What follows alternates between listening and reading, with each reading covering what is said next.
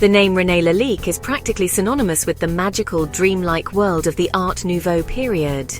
He was a master of a time when jewels weren't just jewels. They were feelings, moods, whispers from nature. A kind of poetry written not with words but with glass, enamel and gold. Lalique wasn't just a jeweler. He was the embodiment of art itself. An artist who could breathe life, femininity, secrets, and stories into metal and gemstones.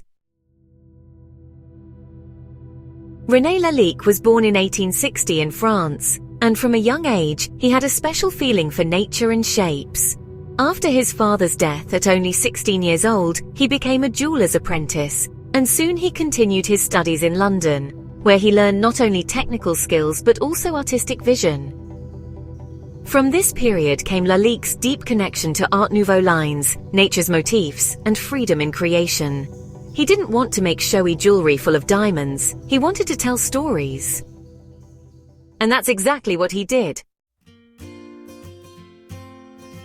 At the end of the 19th century, as Europe stood at the dawn of the modern age, Lalique created something completely new.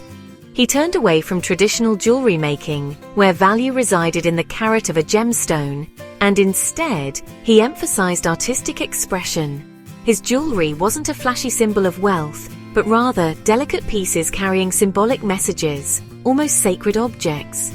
He used glass, enamel, opal, ivory, and sometimes even horn, materials that until then weren't considered worthy of jewelry making. But Lalique didn't care about expectations. He wanted to create a new world, and he succeeded. Nature was his biggest inspiration.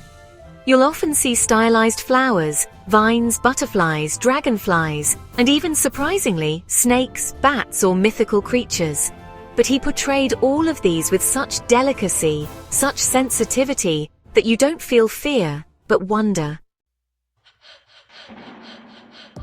He was especially famous for his femme fleur jewelry, which means flower woman, where the female form almost melts into the plants, as if nature itself had given birth to them. These pieces weren't just beautiful. They were dreamy, sensual, and mysterious. They opened doors to another world. The portrayal of female beauty played a special role in Lalique's art. He didn't show perfect, idealized women, but sensual, down-to-earth, real women who were both vulnerable and strong at the same time. Women who pulsed with life, desire, and freedom. He didn't use them as decoration, but presented them as part of nature, equal to it. It was not uncommon for the female form in Lalique's jewelry to blend almost entirely with a bird, a water plant, or a nocturnal butterfly. This fusion symbolized not only the merging of bodies but of souls as well, as if each piece by Lalique whispered, "Beauty does not separate, it connects." This made the jewelry almost alive. Light played behind the thin translucent enamel layers. Opalescent stones broke through the forms, and thin lines of gold meandered like the wind in a forest clearing. All of this became a kind of visual poetry, speaking not only to the eye but also to the heart. Lalique's jewelry didn't shout or yell. It crept into your consciousness like a quiet yet strong melody. And perhaps that was their magic. They didn't dominate the wearer, but had a conversation with them. They amplified what lay within: sensitivity, freedom, dreams. Another unique aspect of Lalique's style was how he evoked the feeling of movement in rigid materials. A dragonfly's wing looked like it could flutter at any moment, and a long cascade of hair fell in soft waves onto the edge of a gold pendant. He achieved this effect partly through his incredibly refined enameling technique and partly through his masterful sense of composition, with which he could guide the viewer's eye. Your gaze fell exactly where he wanted it to. Like a painter who not only depicts but also leads the viewer. This is how Lalique's jewelry became both personal and timeless. Although born of a specific era, they transcended centuries because they captured not just fashion, but a way of life. Even today, if someone wears or even just glimpses an original piece, they can experience the same emotional reaction as someone in Paris 100 years ago. Because beauty, if it's real, if it's genuine, is eternal. And René Lalique gave us exactly that. the face of eternal beauty captured in a moment. With all of this, the characteristic lines of Art Nouveau, the organic forms and natural asymmetry can be found in all of his creations. And although the Art Nouveau period quickly faded, Lalique's legacy lived on, not only in his style but also in the freedom he created for jewelry design. It's no surprise that he was highly acclaimed even during his lifetime. He won gold medals one after another at the Paris World's Fairs, and famous women like Sarah Bernhardt, the most well-known actress of the time, wore his jewelry.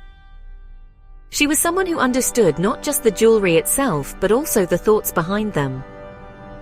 Because Lalique didn't just create objects. With each piece he captured a moment, a feeling, a dream. And then came the time when Lalique found a new passion, the art of glass. At the dawn of the 20th century, at the very beginning of the Art Deco era, he transitioned from jeweler to glass artist. He designed vases, perfume bottles, lamps and bowls, but all with the same sensitivity as his jewelry. The light, the translucence, the playful textures gave him new possibilities. The famous Coty perfume house, for example, used his glass bottles, which were true masterpieces in themselves. The name Lalique became a symbol of timeless beauty, masterful craftsmanship and artistic freedom.